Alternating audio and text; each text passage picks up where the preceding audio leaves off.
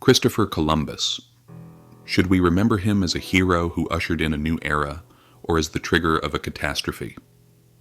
Few figures in history carry a legacy as heavy and conflicted as Christopher Columbus. For over 500 years, Columbus has been remembered by most people as a visionary hero who discovered the New World, or America. Yet, especially in recent times, he is increasingly portrayed as a ruthless colonizer, the cause of genocide, enslavement, and the catastrophic collapse of indigenous peoples. To some, he was a highly visionary explorer, but to others, he was a colonizer who paved the way for the demise of the Native Americans. In this video, instead of presenting controversial and biased information, we will offer only documented facts. Our goal is to objectively examine both his monumental, era-defining discovery and the devastating human cost that resulted from it. Enjoy the video. The story begins not with certainty, but with a major geographical error. Columbus was an extraordinary sailor with a radical vision: to reach Asia by sailing west, thereby bypassing the costly land routes controlled by the Ottoman Empire. His goal was to connect Europe with Asia, thus making trade cheaper. Columbus's plan was based on the belief that the Earth's circumference was much smaller than contemporary scholars had calculated.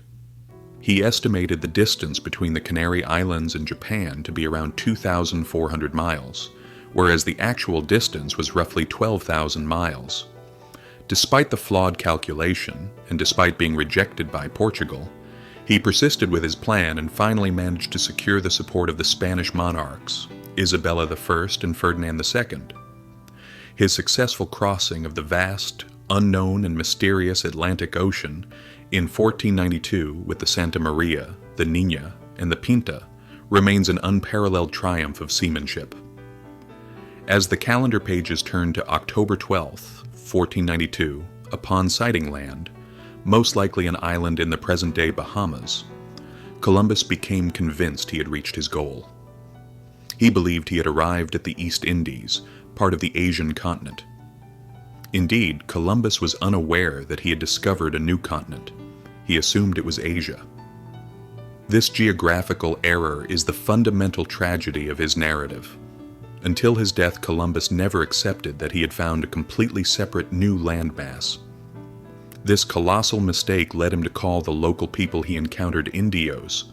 This misnomer persisted for centuries and incorrectly categorized an entire culture. It was only after his death that this landmass was understood to be an entirely new continent, thanks to the cartographer Amerigo Vespucci.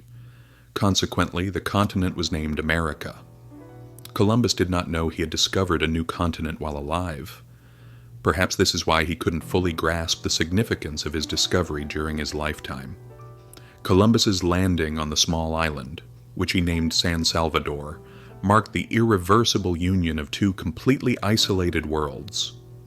Columbus had set foot for the first time on an island inhabited by Native Americans who had never before encountered Europeans.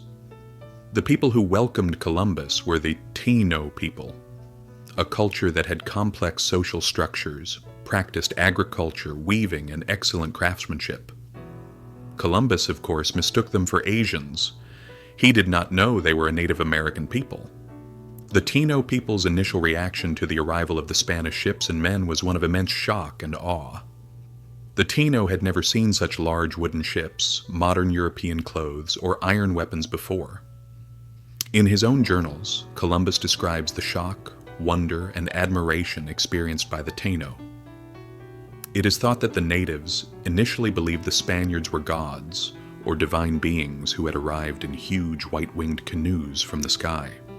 This belief led to a generous, welcoming, completely non-confrontational and friendly initial reception, complete with gifts, including parrots, cotton, and gold ornaments.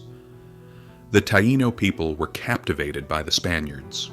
Furthermore, the Taino used gold purely for decoration, thus not understanding its economic value. This situation enabled the Spaniards to easily acquire gold. Communication between the two isolated peoples was initially established through gestures and mimics. However, Columbus immediately took several Taino people onto his ships to use as interpreters and guides. he forced them to learn Castilian Spanish.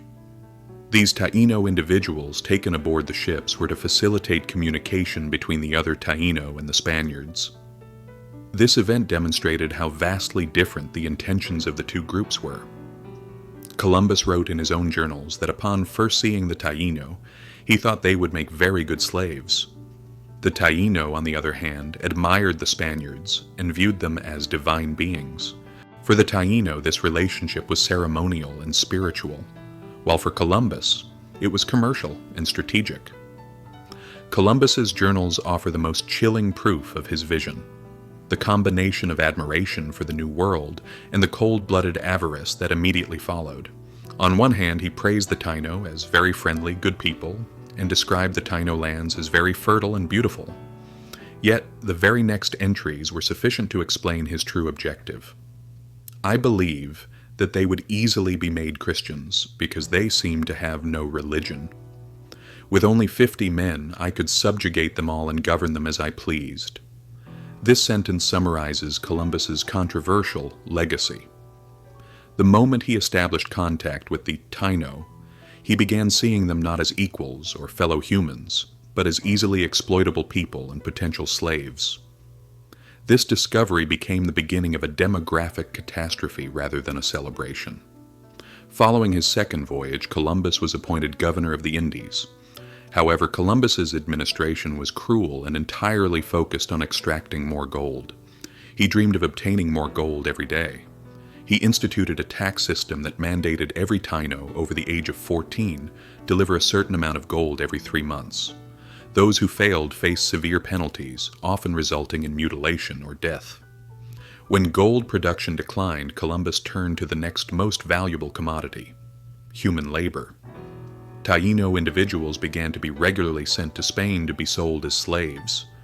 In this tragedy, there was a factor much stronger than the Spanish swords, the biological exchange. The arrival of the Europeans brought pathogens like smallpox, influenza, and measles, to which the indigenous population had no immunity and had never encountered before. The resulting epidemics led to a catastrophic decline in the native population. Because the natives were completely defenseless against these diseases, death was almost inevitable once they contracted them. Estimates suggest that within decades of Columbus's arrival, over 90% of the Taino population on Hispaniola was wiped out. Christopher Columbus continues to be a paradox in history. His ambition by discovering a brand new continent irrevocably shaped the world map and accelerated the transition from the Middle Ages to the modern age. His achievement was a triumph of geographical curiosity and naval engineering. Yet this success came at an unimaginable cost. His subsequent actions as an administrator, the enslavement, the brutality, and the establishment of a system based on exploitation, set a horrifying precedent for European colonialism across the Americas. To understand Columbus is to accept both truths. He was a pioneering maritime genius who connected two worlds. By sailing into vast seas and stepping onto new lands that no one had discovered before, he became one of the most important figures in history. But he was also a colonizer who initiated the destruction of the people he first met. His story is not just history, it is a permanent reminder that progress and catastrophe often travel on the same ship. Thank you for watching. I am History Insight. If you enjoyed my video, please don't forget to like and subscribe.